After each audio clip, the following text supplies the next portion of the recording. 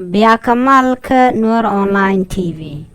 Mi ajira jadid ka jan channel me bi goro jin bi subscribe ke jin bi jan yak ba kan de kokien.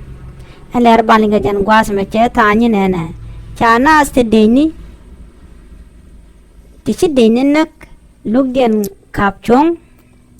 Chala do nasu chop jan de guru diok chike deni ti chop ko jan de ju ngwan chicken yeken chicken ka bas kron kin daro ire jan daro. Chana astela ji wait to chop ka jende gura diok te chala dano shike de ni so Sudan to chop ka jandang dia ju dongwan chala do chicken kanak ka shwa ka yen ka kwidure men lat kenu chicken lat ke dur dan chicken lat wa chwa ka yen ka jan kan de ni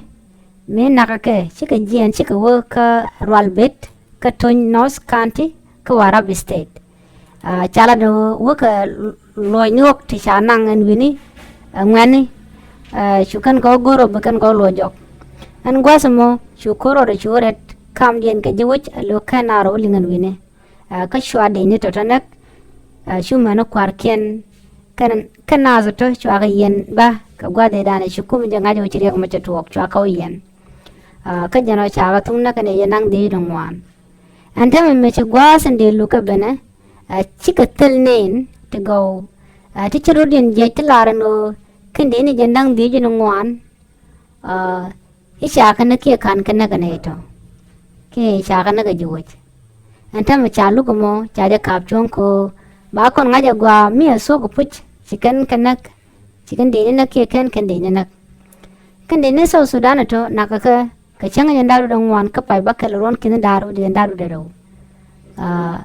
en men chalat ko chagoro ken de goro din defan ke de goro gang gor kene kenen kon de ban ka kod ba de jalar ke de ke lawyer kenen kon ke jungona tin kon de gang ka kuidor manani kana lat wa gor ka ka duno chala do tel ram ci ben ke tel ne ci ben te dong de defan an gwasamo ko kam gane dial kam ko chungken ka dur ken kon e kan kalat chala dana me wa chaja laro chaja kapchong en luk den dan de luk rawi ka so Sudan ko bangot ba kon yapin bani den kon tinde ka kulu gujla eyewitness ne ken de kola nen de kan ngai de kan ko langai namo cha la cha kapchong no